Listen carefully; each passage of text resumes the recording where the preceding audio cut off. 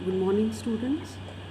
अब हम बात करते हैं फॉर्मली सोशियोलॉजी का उद्भव कैसे हुआ, क्योंकि मनुष्य की जो प्रकृति है वो जिज्ञासु ही है और मनुष्य चाहता है कि वो आप अपने आसपास की सामाजिक, आर्थिक और राजनीतिक समस्याओं को समझे और उनका निराकरण करे, उसके संबंध में भविष्यवाणी करने में सक्षम हो और साथ ही ऐसे समाज की स्थापना करे जहाँ पे समानता पाई जाती है, जहाँ पे सभी वर्गों का, सभी जातियों का, सभी धर्मों का जो है वहाँ उत्थान हो।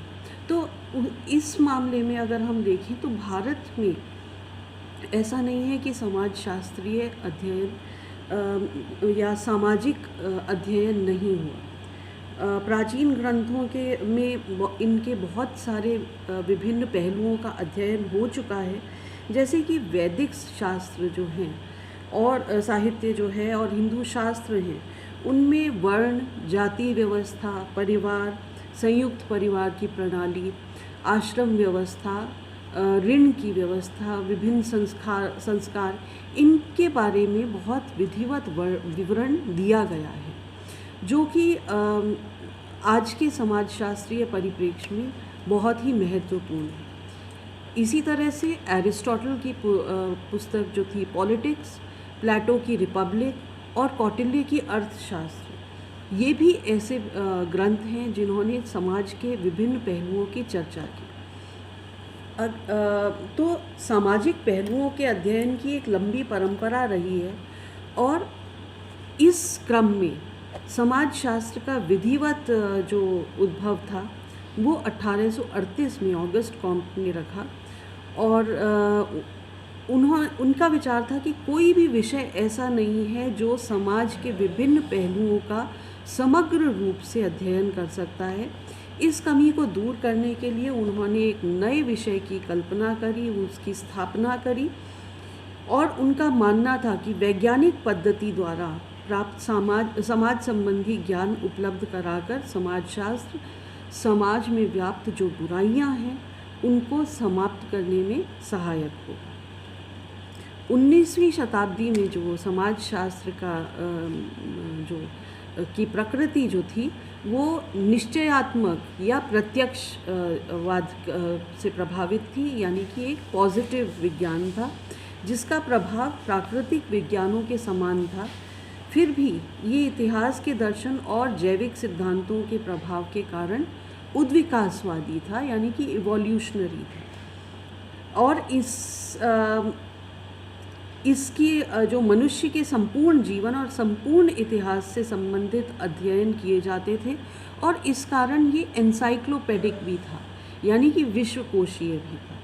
19वीं शताब्दी के समाजशास्त्र के में अनेक बौद्धिक और भौतिक परिस्थितियों ने सहायता प्रदान की, जिसके 4 बौद्धिक परिस्थितियों को टी.बी. बॉटमोर ने महत्वपूर्ण माना है, जो कि हम पहले भी डिस्कस कर चुके हैं। पहला राजनीति का दर्शन, दूसरा इतिहास का दर्शन, तीसरा उद्विकास के जैविक सिद्धांत और चौथा सामाजिक और राजनीतिक सुधार आंदोलन। इतिहास का दर्शन और सामाजिक सर्वेक्षण जो आंदोलनों के परिणाम स्वरूप शुरू हुए थे, उन्होंने सबसे पहले योगदान दिया। एक विशिष्ट शाखा के रूप में इतिहास का दर्शन 18वीं शताब्दी की देन है, जिसमें एबी डी सेंट पियर और विको इन्होंने शुरू किया। प्रगति की जिस सामान्य विचार को निर्मित करने का इन्होंने प्रयास किया, उसने मानव के इतिहास संबंधी धारणा को गंभीर रूप से प्रभावित किया। मॉन्टेस्क, वॉल्टेयर, हर्डर, ये इन और फर्ग्यूसन, मिलर और रॉबर्टसन, इनकी रचनाओं से इतिहास के दर्शन का प्रभाव स्पष्ट रूप से देखा जा सकता है। 19वीं शताब्दी में हेगल और सेंट साइमन ने के लेखों के परिणाम स्वरूप इतिहास का दर्शन प्रमुख बौद्धिक प्रभाव बन गया। इनके विचारों से कार्ल मार्क्स भी प्रभावित थे और ऑगस्ट कॉम्ट ने भी इनकी जो रचनाएं हैं उनसे इंस्पिरेशन ली। समाज की एक नई धारणा जो राज्य की धारणा से अलग थी, इन दार्शनिक इतिहासकारों की देन है। आधुनिक समाजशास्त्र के विकास में सहायक दूसरा महत्वपूर्ण पहलू जो था वो था सामाजिक सर्वेक्षण की जो पद्धति है उसका विकास होना। इसके दो प्रमुख स्रोत थे। पहला, ये विश्वास कि प्राकृतिक विज्ञान की पद्धतियों को सामाजिक घटनाओं और मानव क्रियाकलापों के अध्ययन में प्रयुक्त किया जा सकता है। जिस तरह से प्राकृतिक जो विज्ञान है उसमें अवलोकन, वर्गीकरण, विश्लेषण और भविष्यवाणी, इस सिद्धांत निर्माण, इस तरह के क्रम से हम सत्य तक पहुंच सकते हैं। इसी प्रकार समाज के में भी हम अवलोकन के माध्यम से संस्थाओं या घटनाओं या जो समाज है उसके व्यवस्थित वर्गीकरण से हम ऐसे सिद्धांतों का निर्माण कर सकते हैं जो कि सारे समाजों पे सभी कालों में सही प्रूव हो। तो ये माना गया कि ये जो वैज्ञानिक पद्धति है, सर्वेक्षण की जो पद्धति है, उसको समाज पर भी लागू किया जा सकता है और सामाजिक सर्वेक्षण किए जा सकते हैं। दूसरी महत्वपूर्ण बात थी कि ये विश्वास की गरीबी प्राकृतिक या दैवीय प्रकोप नहीं है, बल्कि मानव प्रयास से इसको दूर किया जा सकता है। ये पहली बार ये सोच आई, क्योंकि इससे पहले ये माना जाता था कि अगर आप गरीब हैं तो ये आपके पिछले जन्मों के पापों का फल है, जिस वजह से आप गरीब घर में पैदा हुए हैं और इसलिए इसमें कोई भी परिवर्तन नहीं किया जा सकता। जबकि अब ये पहली बार ये परिवर्तन सोच में आया कि गरीबी जो है उसमें उसको हटाया जा सकता है, उसका निवारण किया जा सकता है।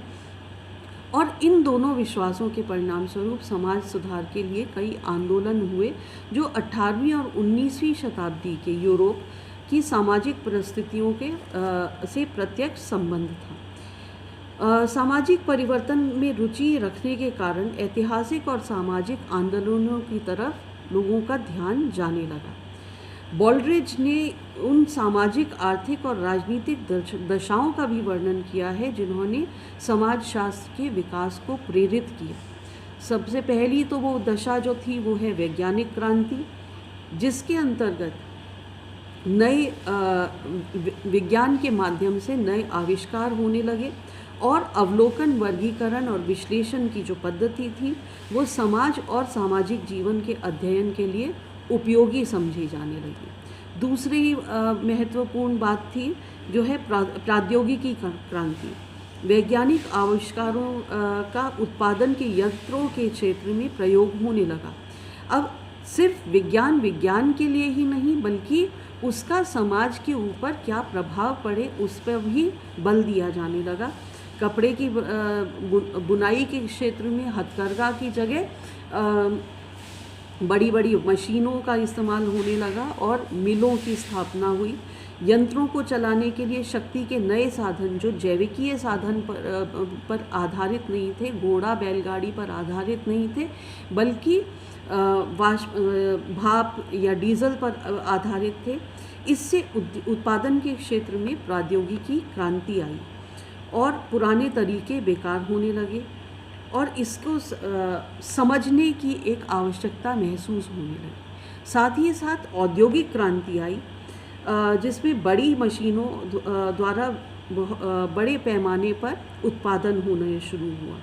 पुरानी जो लघु उत्पादन की जो पद्धति थी वो धीरे धीरे वो व्यवस्था समाप्त होने लगी और औद्योगिक केंद्रों में बड़े संख्या में मजदूर आने लग गए, उनका संक्रमण होना शुरू हो गया और कृषि के स्थान पर उद्योग जो है वो धन का स्रोत बन गया। नई सामाजिक संरचना की आवश्यकता महसूस होने लगी और बढ़ती हुई बेकारी और गरीबी और श्रमिकों की जो निम्न दशा थी उससे सामाजिक विचारक प्रेरित होने लगे और उन्होंने सामाजिक व्यवस्था पर पुनर्विचार करने का काम किया। इसी के साथ साथ बाज़ार का विस्तार और साम्राज्यवाद ये भी महत्वपूर्ण कारण थे जिसके वजह से समाजशास्त्र विषय का जन्म हुआ। क्योंकि जैसे जैसे England, France, Germany, Spain, Portugal जैसे जैसे ये देश इन्होंने ये औद्योगिकीकरण किया, वैसे वैसे उन्हें अपने माल की खपत के लिए और कच्चे माल की तलाश के लिए विदेशों के साथ व्यापार तलाश करने की आवश्यकता पड़ी। भाप के द्वारा चलित जो जहाज़ थे उससे विदेशी व्यापार सरल हुआ और अनेक व्यापारिक कंपनियां स्थापित हुई।